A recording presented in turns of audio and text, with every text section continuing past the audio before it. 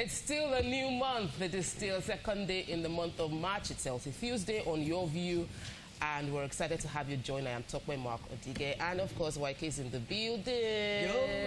Yo. Good morning. First, let me thank you, ladies, for wishing my auntie yesterday for her 75th birthday. Yes, we nearly missed it. Almost missed it. You almost missed it. I noticed, but you do remember that it was very, very nice, and I hope she watched it. You know, her husband is the bigger fan, and if he's in, he has to go for dialysis 3 times a week, so he might have, I think he went yesterday.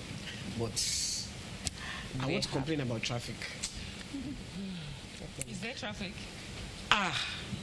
You know this Magodo road, this CMD road. I mean, it is. Then the last mile people, they go and wait at the beginning of the traffic. They don't go and wait at the cause of the traffic, the school so that end. you know the school end. They are in the middle and they're not doing anything. They are passing people that cannot pass. So I'm wondering, what are you doing there? Go to the cause of the traffic and go and regulate this thing now. I spent over like 45 minutes on that road. I was livid. I think the cause of your traffic is freeing up my area, because for the past 2 days, yesterday and today was free, and I was like, wow, the Lagosians. They have left. For your area. I mean, it's clear smooth sailing all up to this place. Because there's a particular school, and it's a very populated school. In the morning. In the morning, so it's usually a crazy traffic in that place. And we need to find a way to coordinate, help the school coordinate their affairs. Exactly. Private business, it shouldn't affect individuals. It's really bad. Nima, how are you doing? I'm fine. I'm grateful to God. You are looking very beautiful, very colorful. Sweet Nima is now an official modest model. So if you're someone that makes Muslim compliant outfits, modest outfits, please. Nima is your plan. I mean, Nima is you really pay. She can make me even start to wear hijab. I'm telling you, there's some dresses She's so pretty, everything just. There's some dresses like I need to get this dress. Compliment a note today from somebody sent me a gift, hijabs and pins. Her name is Ayila Kifaya, and the letter is so touching. She's a Nozak Essentials. Post it online for us. Of course, I'm posting it. And when I wear the hijabs, I'll post it. I actually do appreciate it. Thank you very much. How you doing? You're a glam hijabite. Yes. Glam. She's not so. She's a modest. If anybody is following me, go and see what I wrote about YK on my Instagram page. What did you write? You know those friends that when you're distracted, minding your own business, they call and let's go. Oh yeah, I saw that. It's YK. It's YK that does that in my life. Mariam, how you doing? I'm doing Birthday fine. shout-outs. No, I have no shout-outs. Or I've missed them. But last night, a friend sent me the new portal where you would register to get, if you want to get vaccinated, of course. So, I mean, it looks good. And I wanted to do it yesterday because I didn't want to come on the show today and be talking of what I'm not sure of. So I tried to fill everything, but then there's a particular option where you're supposed to choose the center you'd like to be vaccinated. And then when I clicked on that thing, the drop-down options did not work. I refreshed, I tried again this morning, it didn't work. I just want the government to be aware of that and look at it. The portal needs to be I like the idea of having that option. And I also heard that there are other options. So it's not only they're also targeting areas where they're not online. So there's going to be door to door, there's going to be house to house, things like that, and then word by word. So kudos. I have a special birthday shout out. This is from our director, Kolawole Eriosho. He's giving a 60th birthday shout out to Iyabode Islamia Akibode. Happy 60th birthday, Ma. This is a shout out from Kolawole Eriosho, and I was told to deliver it, personalized the delivery. I have a birthday shout out for Mr. Kalu Ota. His wife is a friend now, a fan in the base abroad. They've been married for 26 years. And she says that she owes everything to this man. Very flowery message. Happy birthday, Mr. I'm happy when I hear stories like that. Happy birthday. Happy birthday. Before, it's something that many people know about, but before we run off, I just want to remind people that it's important that we take our time to specifically nurture our parents. For everyone that has parents alive, take care of them. Their blessing on your life is huge. Yes. Pay their medical bills, send them credit if you don't have much, pay for their cable TV. Just do something special this month, especially for your mothers. We are not leaving the fathers behind. No, but regularly, but just a reminder, for some people are already doing it every time.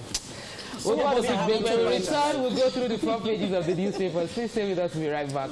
Mikey, your phone, your iPad. Stay tuned. Your View will be right back. Welcome back. We're starting off the newspaper review with The Nation. Major headline, BTF. No COVID-19 vaccines for states without facilities. 3.92 million doses for delivery today. Beneficiaries to do e-registration. Buhari or Shibajo to take first jab. And in other news, court remands ex-BP DG Dickey over 1 billion naira bribe. Gunmen set police station ablaze in Ebonyi, Akwa Ibom. Bandits killed 10 in attack on Kaduna communities. Akeredolu sacks NURTW, RTEN from parks. And, of course, last, abductors of pupils do it to embarrass government, says minister. So, what's happening with the COVID-19? Who has the story? So I have that story. So as we all know from yesterday when the government has said we should be expecting today the delivery of the initial 4 million doses of AstraZeneca from COVAX facilities. And they already, like I mentioned earlier during my banter, there's an e-registration going on. But when these vaccines come, priority will be given to frontline workers, and then people who are 50 and above, 18 years and below would not be given vaccines just yet. And they said that also when these vaccines come, they'll just be given to the states who have shown that they are prepared to receive this. So it means that you have staff that are trained, you have the cold chain facilities, you're able to transport the vaccines from the center to the different wards, and you're also able to provide security for this, the storages and the delivery wherever they are. Sounds like they're very prepared. I'll take the story of allegations. So the former DG of the Bureau of Public Enterprise, Dickey, and his company, Kebna Studios and Communication, received allegedly 1 billion naira as gratification for facilitating payments of some contracts, payments of diseased and incapacitated staff claim of Power Holding Company of Nigeria, and they said they were paid 1 billion naira. So EFCC has docked the company and the man, the ex-DG, and they are investigating the story. I want to see the end of this story. I want to even confirm how this thing still happen. Let's also use this to ask that the President sign the what's it called, the order on the bill compelling people to show cause of how they earn their money. So show your source. Yeah. I'm trying to get the words correctly. Moving on to Daily Sun, first major headline. Petrol scarcity hits Abuja or your others. Black market sells for 400 naira per litre. APC Governor Forum's DG blows hot. Nigeria situation is no longer acceptable, it laments. Insecurity, all necessary platforms in place to keep schools safe. That's from the federal government. Federal government orders Custom NAFDAC to seize unauthorized vaccines. Buhari or Shibajo to pick dates for vaccination. PDP threatens to sue Adeyemi over verbal attack on Ikpeazu. I won't dignify a madman. That's from the governor. APC defense senator. Scarcity of cows, goats, rams in Ibadan. Editors kick against amnesty for bandits, says continued adoption would increase out-of-school figures. And Masob Bim leaders urge southeastern governors to take over IPOP security outfit. IGP raises panel over an attack on police station. Now, what happened? Why do we have police? Petrol scarcity. in Yobe, that's in Damaturu, Yobe State, Ibadan, Oyo, and Abuja, there were queues seen, and they were selling petrol at 400 naira per liter. A 10-liter jerry can was 4,000 naira, and I think they're expecting the fuel price to rise. So the NMPC has told them, there's no increment, sell your fuel, nobody should do panic buying. I noticed in Lagos yesterday that there were queues in about 3 petrol stations I passed, and I was like, is there anything? So now seeing it in the papers today, I now see that. But why can we have DPR? They should do their. They should check filling stations that are shut to know if there is fuel there. There's a regulation that says they must sell fuel. You mustn't hoard fuel when there is panic buying. So let me join voice with my big brother Ale. They was saying that even if you rush and hoard petrol and put it in your house, you will still exhaust it. So there's really no point. Moving on to other stories. So if there's no petrol, I just sit down in my house. Yes. Okay. So we're moving on to the Punch. Major headline: Southern states dismiss blockade. North food trade insists on strike. We won't appeal to northern traders. Herders should stop destroying our farms. That's from Ondo. You can miss the picture of a lot of girls, and a few guys, boys and girls. They said the picture seems to focus more on the ladies. Court finds 172 arrested at Cubana nightclub, 9.2 million naira. 7 northern state short schools, 6.8 million naira. How did I see 6.8? Yeah, counting millions. Continue. 7 other states short school over rising banditry abduction. Akeredolu bans NURTW over leadership tussle. Divorce seeking pastor's wife accuses husband of sleeping with members in church. 2 break into Ogun co-tenant's apartment, rape 16-year-old daughter. Amnesty: ransom will encourage banditry, kidnapping, says Peter Obi. Over 1,000 Ogun refugees now in Benin village in Benin. Villagers tell government. External reserve drops to $1.1 billion in 1 month. NMA faults NPHCDA registration portal for COVID-19. So there are issues, obviously. Reps summon Ahmed Custom Budget Office over duty waivers. Petrol scarcity employed to hike price, says marketers. And so what story are we starting with? Picture story. So the Lagos State Police Command arrested 172 persons on Saturday at 2 a.m. at the Cubana nightclub in Victoria Island. And they were tried at the special task force in Oshodi and sentenced each person to 40,000 naira for violating COVID guidelines and COVID guidelines, yes. And they're also to do community service. I'm just saying, 2 a.m. they got tip off and they arrested all 172 persons. But we had a broad daylight rally campaign by the speaker and nothing happened. So, these two sides of things always is what discourages the people to want to conform with things. We can't have authority abuse. So they could arrest anybody, could arrest him. He was wrong now. It was broad daylight in the afternoon. That was obviously violating COVID-19 protocol. That rally. Pictures that. They do it all the time. They do it all the time. They pick their scapegoats, which is annoying to me. Because we have not been allowed to open. I went to a concert on Saturday. And they were allowed to have that. And they were allowed to have the concert. So, and we cannot have concert at the time. We have said, okay, we'll do the protocol. So what is the criteria that you are using to give you bail out because of your losing money? Southern states have dismissed the strike by the northern traders. And we remember, I think we followed that story where the Amalgamated Union of Foodstuff and Cattle Dealers of Nigeria, so these are the northern food sellers and traders, and they usually bring food from the north to the south. They have decided to go on a strike. And the reason they're doing it is because they had asked for a 475 million naira compensation for the destruction of lives and property during the NSAS protest, and also given the crisis in Shasha that happened, you know, in Oyo State. And they're saying, since they're not getting what they've asked for, they've decided to go on strike. But southern governors or speakers on behalf of the southern states are saying, like in Lagos, Cross River, Akwa Ibom, Delta, Enugu, and Ondo, Lagos is saying, well, it will give us an opportunity to even be self-sufficient. So, if you like, food will get expensive. We don't need that. Moving on to the Vanguard. Yeah. I think that the narrative that they are pushing, the division between North and South, is really not good.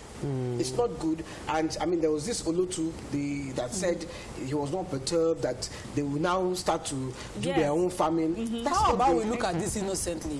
These are valid businessmen. They've lost money. Yes. We bailed out every other sector. Can we bail out these people? Did you see the trucks they lost? Can we verify that? I agree. Stop attaching. The government already said they were going to do something in that line. The country is tensed already. Moving on to the Vanguard. Major headline: outrage greets blockade of food, cattle coming south. Bandits kill 20 in Sokoto, Kaduna communities. NSAS, ex-finance minister Nnadi Usman demands 5 billion over murder of niece.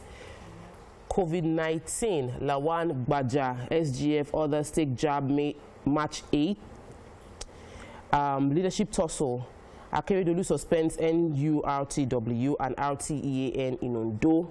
NBC jabs Radio Biafra signal in Lagos. So, can we talk about the federal government set up a committee within the MDAs to curb, you know, what they call employment corruption. We know that, you know, this happens, but now they set up this committee, you know, a newly recruited civil servant, using the IPPIS now to trace and sort of curb those people who have to then pay for certain placements. The committee is headed by the head of the civil service and Yemi Eso and some members.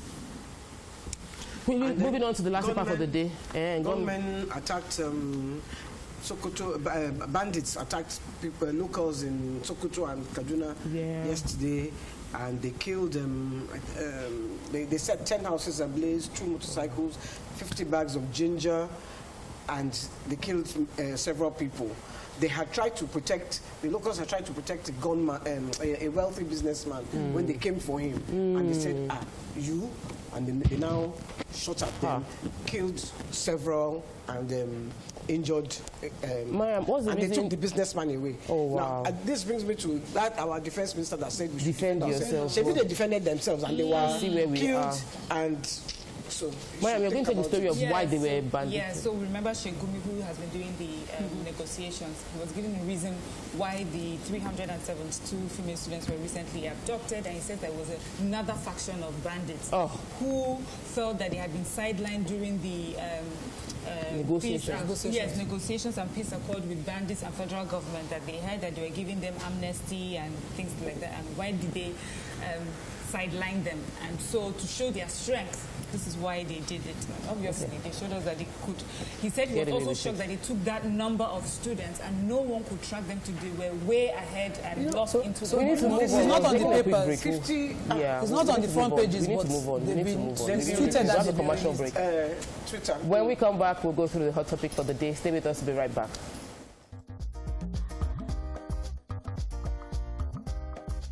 Stay tuned. Your View will be right back.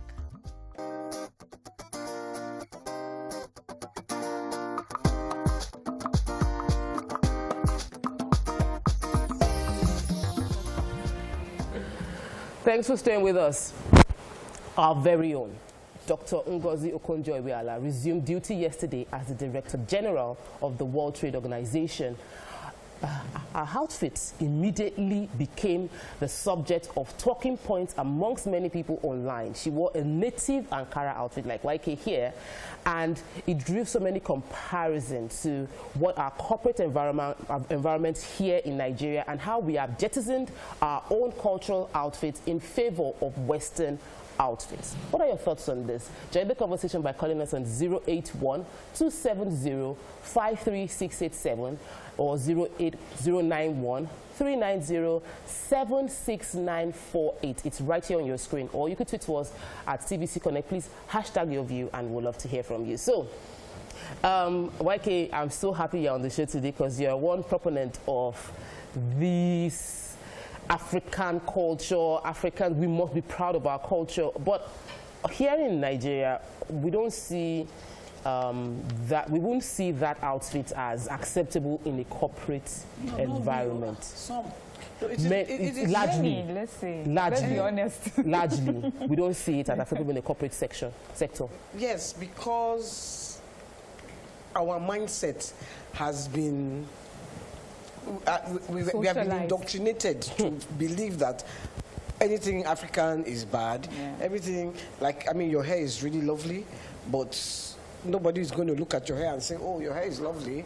Where is your wig? You know, you go and act a movie, they tell you, no, you can't use this, you have to wear a wig. You know, so we have been not in the indoctrination is we have been brainwashed, thank you, into thinking that our own is not. Now she's a woman who is confident of who she is, and she wants to be African. Her hair is African, her outfits are African. She's a woman after my heart. What's the meaning of decency? So I don't know who gave us the meaning of formal as suits and trousers. I just don't know. So you have some corporate entities, major ones, let me say banks particularly, where they give them their workers a standard to dress, and they call formal suits. When I debated on at the Wimbies, I had to prepare and see how the women. One thing I loved about all the women, and the Wimbies would not just pick women from anywhere. They picked women who were leaders, forerunners of companies, and they were pace setters in different corporate world. And every standard for every chair, every year, was the Ankara outfit. So don't deceive yourself that Ankara is cheap, is local, is anything. In fact, the one I made was so expensive, I was thinking, they'll give me money. Do you understand? Yes, because for designers and tailors that know, like my figure stitches, their clothes are expensive. Yeah. Ankaras don't come cheap. A quality Ankara is not cheap.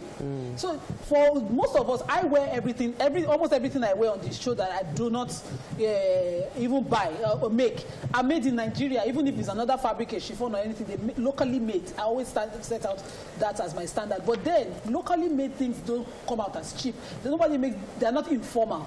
You can actually make them into jackets and suits. The one that Mariah is wearing for T-Smart was a jacket named, and you can look, totally corporate. So, Mariam, what was it when you first heard the hula baloo over she wore Ankara and all of that? What was your first thought? So for me, I'm of two minds concerning this topic, because first of all, I'm like, this woman, this brilliant, intelligent woman, has just been made the DG of World Trade Organization, and here we are talking about her fashion again. When it comes to women, it always boils down to what are you wearing, and sometimes it comes across as disrespectful. How about all the important things that is going on in her brain and what she can offer?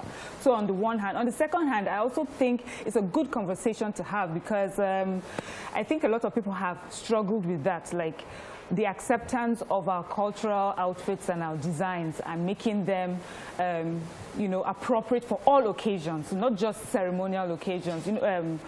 Like would wear them for Christmas, for important events, for weddings. So it's not like there's a disrespect for our culture or for our attire, but we just think that it does not work well in the corporate environment. And I like to see this, what she wears, and how she wears it so confidently and so boldly. Even saying that, for me, even comes across like, of course, how else would she wear it if not confidently and boldly, like she's doing someone a favor, but she's not. But that is the only way we should wear our outfits. But it's important to also understand that we are growing. We cannot keep, repeating the fact that, oh, Nigerians do not like their outfits. I think we have grown from there. There used to be a generation of Nigerians who did not like that, who did not understand it, because that was what they were fed. But many people of my generation, of the generation before mine, and even ahead, you know, we're embracing our fabrics, we're embracing our styles, we are putting them on runways. Celebrities all over the world are wearing them. So sometimes fashion is seen as a topic that is flimsy, but you can see how powerful this fashion statement is. This is a huge fashion statement, and thank you for doing that. So we'll take this call. That still doesn't make it formal yet. We need to discuss the formal side. Oluwakemi, welcome to the show. Good morning. Good morning. Oluwakemi, so what was your thought when you saw this? Yeah, good morning. Good morning. Hello? Yeah, I can hear you. Yes, please go ahead. We can hear you, please. You're live. Yes, So, for Ugo's I think what she's doing a good job. And the problem I think we have in Nigeria is this. Our tailors are wicked with the way they charge it. When you give them clothes, you buy clothes 7,000, you take it there, they're charging you 10,000. By the time you go to market and you look for this, That is so funny. Oh. But I love the point. Yes, I love the point she made. But Waike was going somewhere with, is it formal? Yes. We'll go to what she said, but does that make it formal? I was going to say, okay, like what I'm wearing is not formal. Yes. It's far from formal, but can be formal. Yes. Definition. According to what the lady said, what I wanted to wear today, my tailor spoiled it. So we're calling out tailors today. So, which would have been more formal, but that's not the issue. We are now talking about organizations. Okay. Yes. Accepting. Are they accepting, like newscasters, to be African? Like banks, for their staff to come in Accra or Attires, or for the men to wear shokoto and buba, they will not accept it. They will say, which kind of informal dressing? Okay, so you can only dress like that on Fridays. That's why when I first came to TVC, I used to wear Ankara on Fridays. And I just said that, which kind of Ankara? Who is going to dictate to me when I should wear my own culture? Okay, so okay, let's put this in two compartments. Nima asked what it's not formal enough. What defines formality? Let's define formality. Now we're talking about style. Let's define formality. It is that culturally our outfits can be distracting and what do you call it? Flamboyant. Flamboyant is the word. Our outfits can be flamboyant. But when you even mentioned when you do an Ankara into a jacket, something that is not, it's not that it must be a jacket. It should not just be something that would take your attention away from the point of the conversation. And if you saw what Dr. Ngozi wore, it wasn't distracting from her person. It was an outfit that she had branded herself and made a statement concerning for a very long time. So when we make those native outfits, are we also conscious of the fact that it could be distracting in the office place? This is what I wanted to say.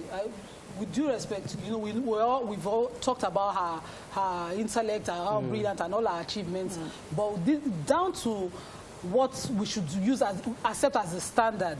The standard for formality is that you're not showing off body parts in what you're wearing. As long as you're well covered, you're decent. Because in law, during the law school and all of that, we're giving colors. Some colors are considered out in your face. I can't wear white or pink to a courtroom. So you wear dark colors, nudes, brown and navy blue and dark black are accepted, but every other color is not. So, and even there, decency is what is important. So what Waike is wearing, like she said, is not formal. It's showing off skin.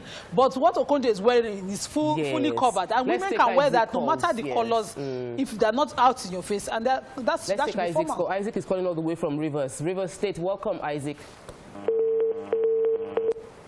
Oh, sorry, we lost that call. Talk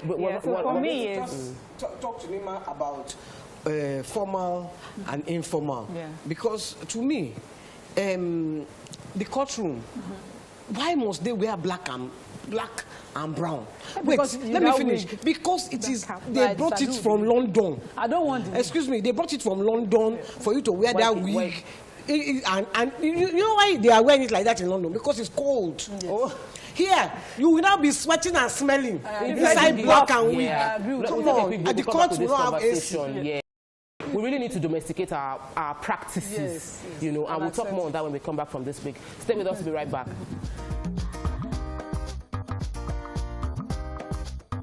Stay tuned. Your View will be right back.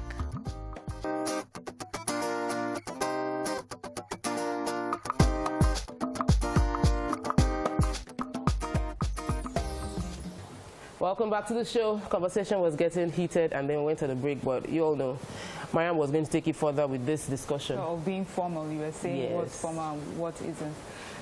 I found it interesting when Nima said that she could make the Ankara into a jacket.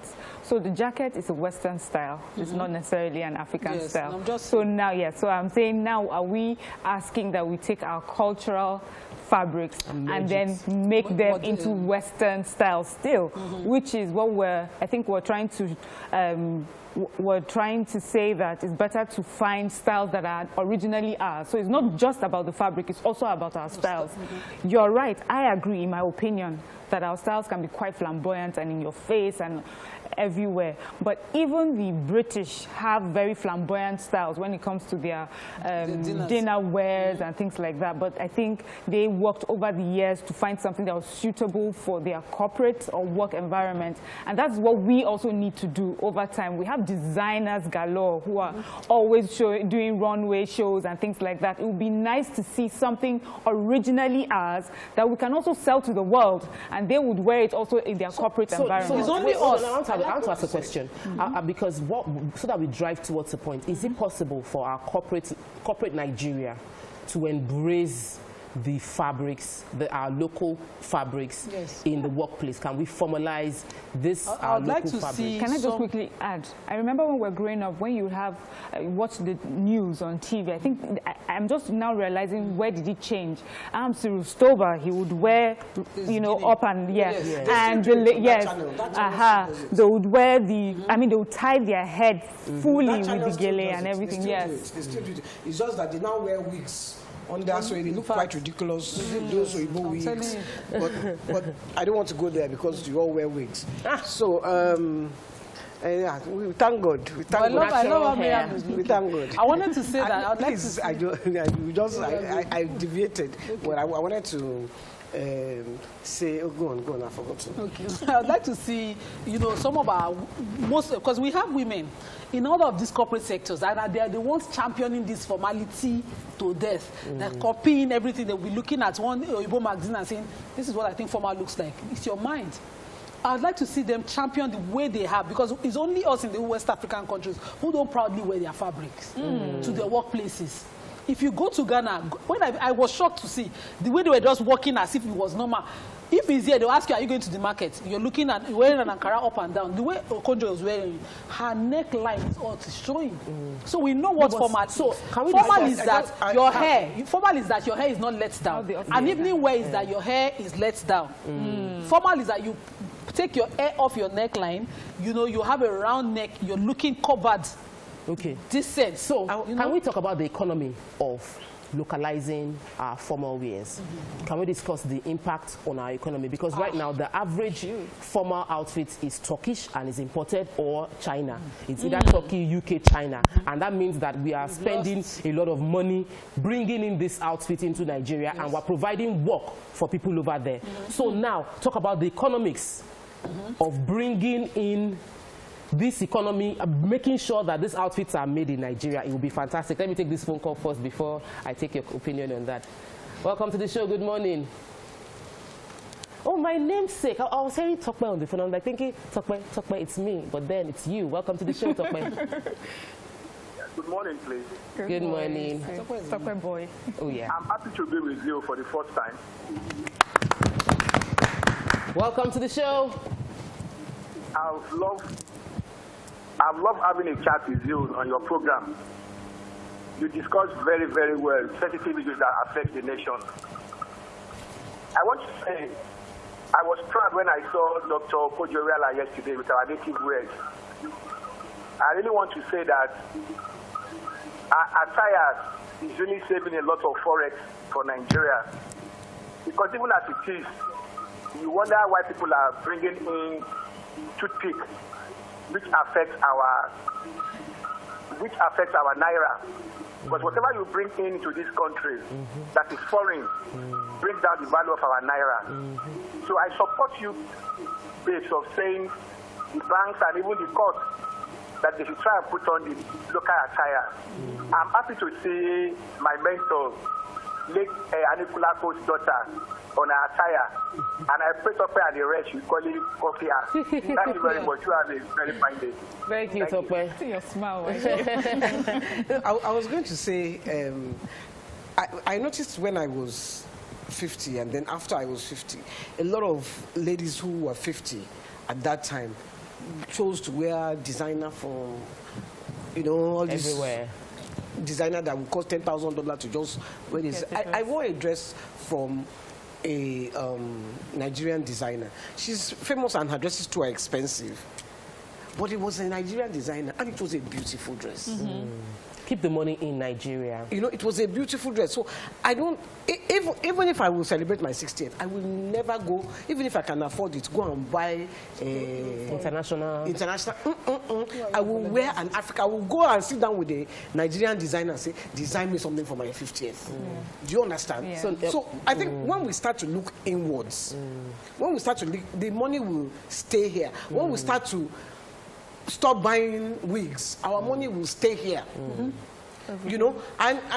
the reason I'm going to wigs as well, because Okonjo has natural hair. The reason I'm going to wigs as well, and I'm not trying to yap any of you, I'm just saying, Oyibo has given you the narrative of beauty. The narrative of beauty is long hair, small nose, thin lips, but that is their own narrative. African narrative is different. Yeah. I used to tell Tope, I said you have beautiful hair, and you don't want to always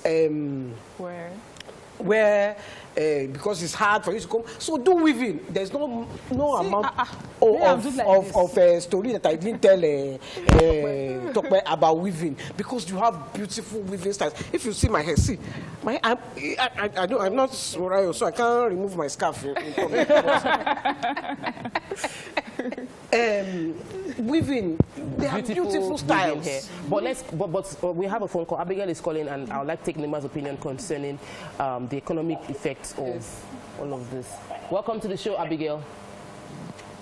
Yeah, good morning. Good morning. I'm a first-time caller. Welcome to the show.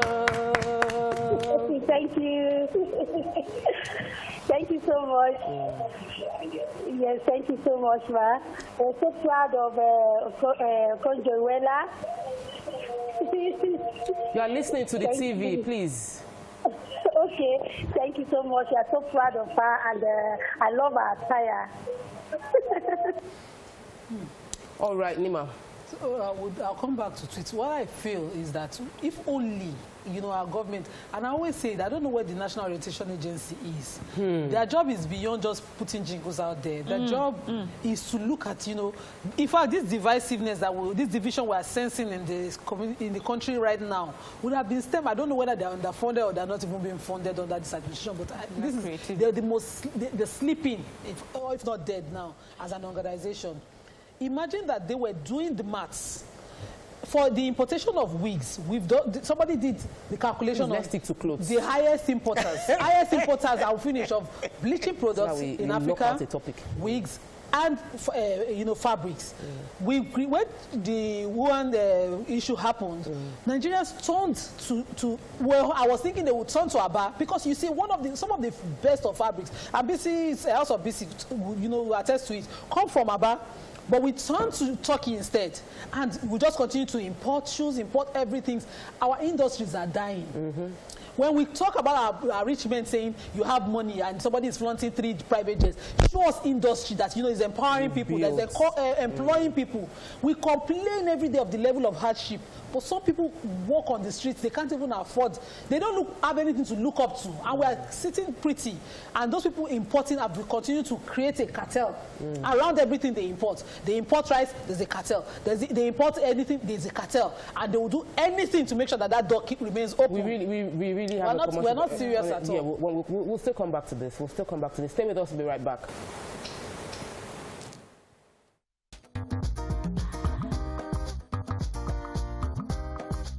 Stay tuned. Your View will be right back.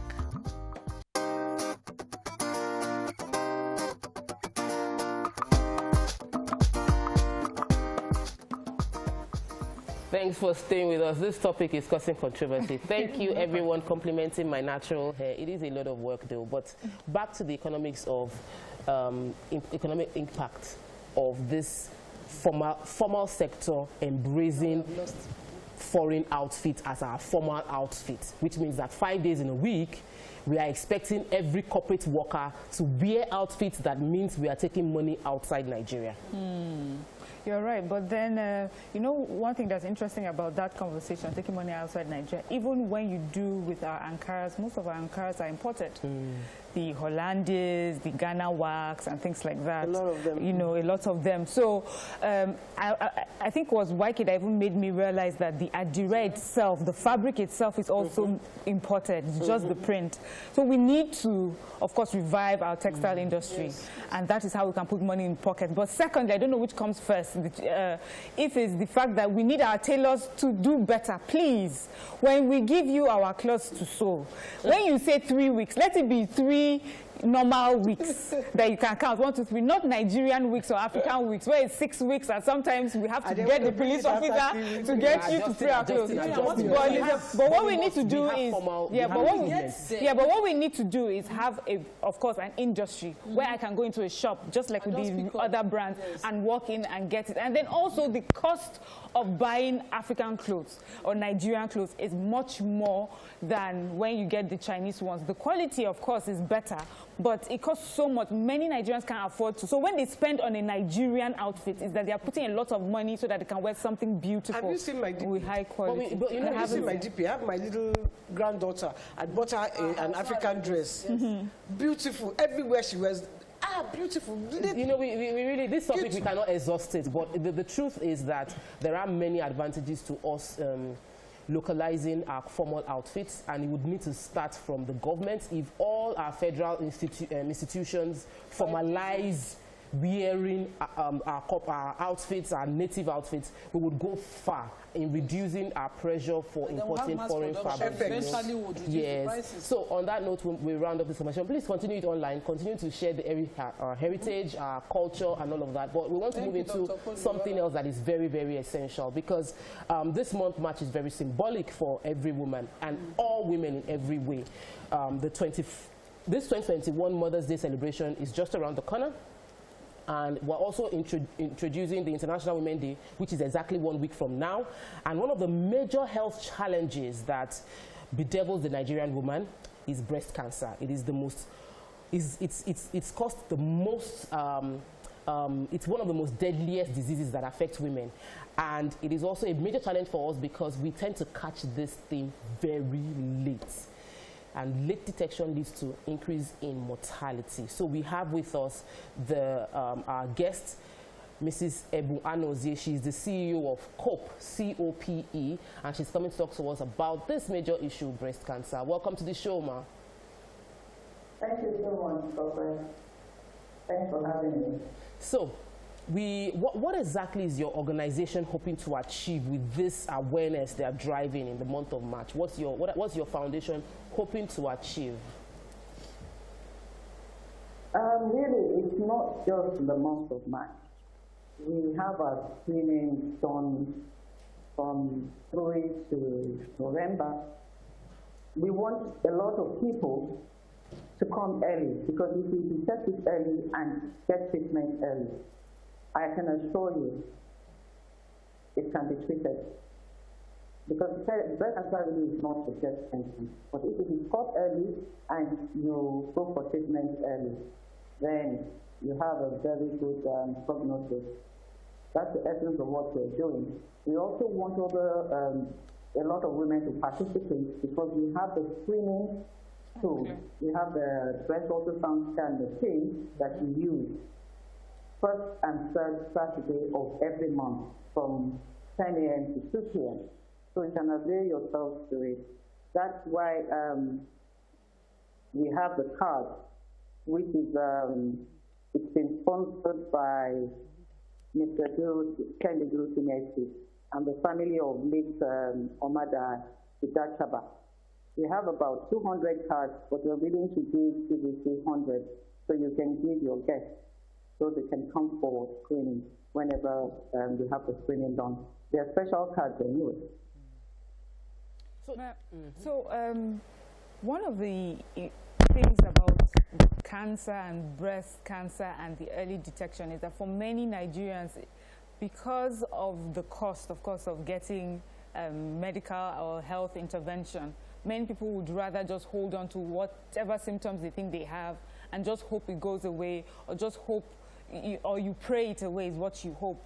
But but COPE is trying to give people an opportunity, if I understand, an opportunity to have this screening at a subsidized rate. How well do people know about this this intervention that you're offering, and how and do they participate? Do you think that Nigerians understand the importance of participating and getting screenings done early?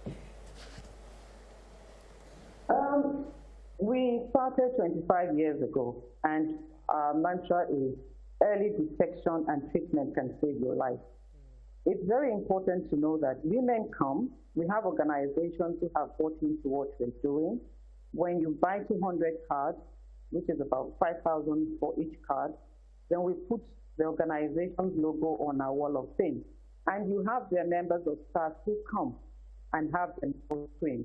Some come twice in a year to have their breast examined, because if you catch it early, then you have the chance of living longer, or even more than you ever can think, you know. So it's important that women do that. You give yourself that first visit. Check your breast. If you're over 40, we say go and have a mammogram done. Mammogram is not also under 30 because of the density of your breast. But it's important that when you get to 40, you have your mammogram done, and then you can also back it up with breast ultrasound scan. But for those who are not yet 40, it's important that you check your breast every month, a week after your menstruation. At that time, the size, shape, and texture of your breast would have come back to normal. So we advise that people have their breast examined. You could use the ultrasound scan as well, because you have the clinical breast examination that they perform before you now have the breast ultrasound scan done. And then when you're leaving, we give you a poster to show you how to examine your breast properly. Yeah, I was going to ask, you know, it's very commendable what you're doing, giving people free tests. But what happens if someone comes to your facility and they test, they do come out with cancer? Is there any help that you give them into getting treatment? Because the treatment too is expensive. We used to do that a lot, and we found out that the money you spend on one person can be utilized by thousands of women. Breast cancer treatment is very expensive, no doubt about it. But the most important thing is it's cheaper when you detect it early and go for treatment. You can ask any of the doctors. They will tell you that once you catch it early, it's better and cheaper. You have a chance of surviving it. For those who don't have the card, if you come on your own, you just pay 5,000 naira. For some, it's not. It's affordable, but for some Nigerians, it's not affordable because we know that we know the level of poverty rate in Nigeria. But because we have organizations that have keyed into what we're doing, we call it the Wall of Fame thing. Once you buy the card, 200 cards, give it to your loved ones, give it to people who cannot afford it. That's why we're doing this, so that a lot of people who cannot afford it have access to breast ultrasound scan and clinical breast examination. So your company has been, your foundation has been on for 25 years. What has been the success rate? What are the numbers of your statistics? What would be the statistics of achievement you would say you've had over the past 25 years of pushing this course? And how would you rate your impact in the cases of cancer in Nigeria? Let me say I would give us, I'll give COPE 85%, nobody is perfect, but we can rightly say over the years that we've been seeing, 1 out of every 12 women will have breast cancer. That's why it is important. Look, we've had a girl of 16 with breast cancer. We've had women who would fungate and have maggots coming out of their breast come to us, and then you expect us to do a miracle. It's impossible, because all we can do is probably send you to the hospital, and then the doctors will give you palliative care so that one can die in dignity. So it's very important that we go to schools, we go to different states to create awareness, and luckily with the machines we have, it's free for people to call us, and with the cards that we're giving to you, please, we want you to give to those who cannot afford it and are willing to come. Because there are times whereby you give these things to, and people feel, oh, because it's free, it's not important, you know, I don't have to use it. And when something does happen, now when it's free. So we want a lot of people to be key into this, and let's all join hands together in fighting this disease. All right, Nima. I've met a lot of women who shy away from having this screening done on them because, of course, they can't afford it. And you're giving out free services this month. How, you know, can women access that, and how can they reach you? Is there a website, a phone number to call or something to get this? I can barely hear you. No, I can barely hear you. Okay, I meant, how can people reach you for this, you know, for the free screening you're giving out? Oh, you can call us on phone. You can call us on 0701 8000004. That's 5 zeros before the phone. 07018, then 5 zeros and then 4. You could also call us on another number, which is 0813 710 9164. Those are our numbers. You can reach us on those numbers from 9 o'clock to 4 o'clock, Monday to Friday. Okay. So just to reiterate, thank you so much for your time. Thank you for all you've done for us women and the awareness that your foundation is raising. Please don't forget, call the numbers that is on the screen, and you have opportunity to do this test every month, all through from February till November. Stay with us. We'll take a short break and we'll be right back.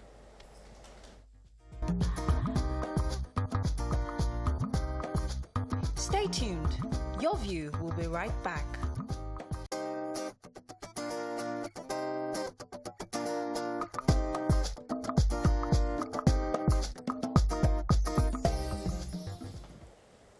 Thanks for staying with us. The world celebrates World Hearing Day every 3rd of March, which is Wednesday. But today being our Healthy Tuesday, we will be setting the tone for the day to raise awareness on how to prevent deafness, hearing loss, and promote hear and hearing care across the world. In a bid to raise awareness for our child and adults affected by hearing loss as well. So joining us on the show today is Dr. Simeon Afolabi, BSA Hearing and Speech Center, Cochlear's local authority distributor. Would like to hear what exactly, sir, what message would you want to push? What's the theme for this year for your organization concerning hearing and the challenges of hearing?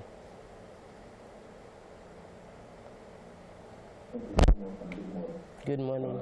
The World Hearing Day tries to look at the issues of hearing loss and the impact of hearing loss on individuals, including children. And this year, the theme for World Hearing Day is screen, investigate, and rehabilitate. And they want to lay emphasis, we have been asked to lay emphasis on the issues of screening for hearing loss, even for children that are likely to be born with hearing loss, and for adults that may likely acquiring hearing loss as a grower, and not just to screen, but to actually step forward to rehabilitate those who are having hearing loss. And there are a lot of ways we can look at rehabilitation of individuals with hearing loss. So that's the emphasis it's been laid on issues of hearing loss this year by the WHO. Okay, sir, you mentioned screening, and I'm wondering, that's the first time I'm hearing screening for, you know, for hearing. Here in Africa, or will I say Nigeria, or in Lagos, growing up, I never thought we thought we could deal with our ears ourselves. We do everything that we think it needs to be done. How often should you have your ear screened? And why is it important to do a screening periodically? All right. Let me try to start with children, because when children, especially when they do have hearing loss, they will not know. Adults may not really know in time that this child is having hearing loss.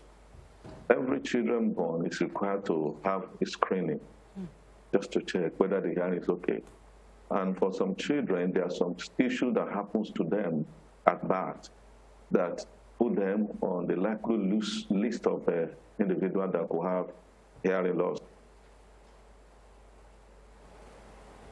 Think for a person born who has jaundice at birth, measles, or that the mother has prolonged labor before delivery. This group of children, they are on danger list, and there's possibility that they may sustain hearing loss.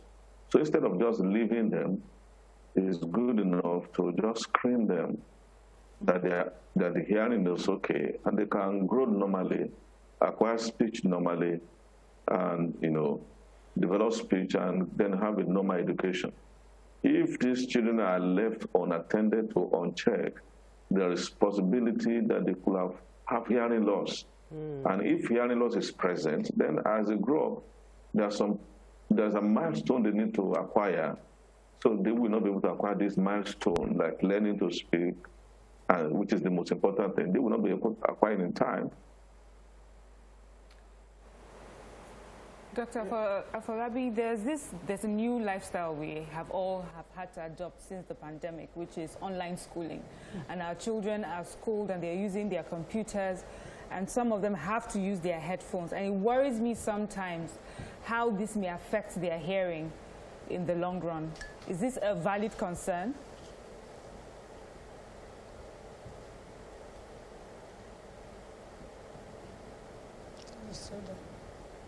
Are you still there, Dr. Simeon? Oh, I think that We lost him. I think we've lost him, or we're having technical issues. Oh, we're not doctors, but I think that the issue you just raised is a very valid one, in that I never thought of it. And we all know that on a normal day, when a child can't hear, it will keep increasing the volume. And even most devices have like volume checks. But if you can't hear, you keep increasing, which means when the volume now goes high, it could just go straight into your eardrums. And I think parents should take note if your children are having to use their... My children, when I'm going to high. I notice my children leave the TV too loud.